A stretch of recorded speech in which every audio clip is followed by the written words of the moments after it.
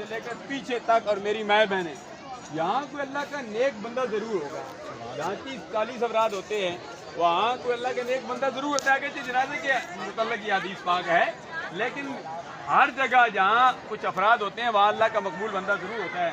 اللہ اس مقبول بندے کی توسل سے ہم دعا کرتے ہیں اللہ تبارک و تعالیٰ عزیزم محمد وسیم اس جوڑے کو اللہ تبارک و تعالیٰ اتحاد اتفاق کی دولت نصیب فرمائے.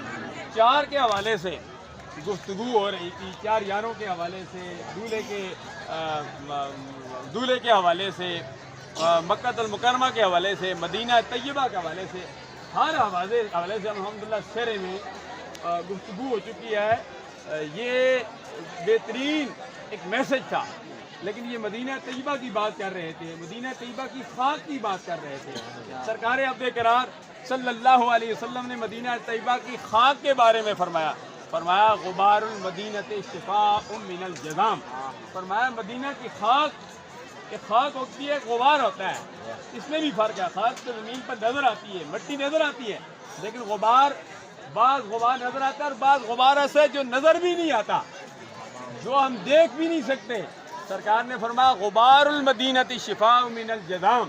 فرمایا مدینہ طیبہ کا غبار جذام کے بیماریوں کے لیے شفا ہے. گویا سرکار عبد قرار صلی اللہ علیہ وسلم کے در سے انسان کو زندگی ملتی ہے. 9ویں پارے میں بھی میں اس طرف نہیں جاتا، سرکار کی خدمت میں حاضر ہو جاؤ تب تمہیں زندگی ملے گی. تو سرکار کے غبار میں شفا ہے. جو غبار میں شفا ہے تو سرکار عبد قرار صلی اللہ علیہ وسلم کا کیا عالم ہوگا.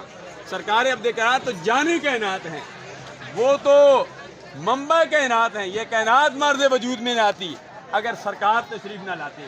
اس لیے تو کچھ عشق مصطفیٰ اعلیٰ حضرت عظیم البرکت کا بھی جس محفل میں ذکر نہ کیا جائے، چاہے غمی کی خوشی ہو، چاہے غمی کا پروگرام ہو، چاہے خوشی کا پروگرام ہو، یہ تو خوشی کی تقریب ہے.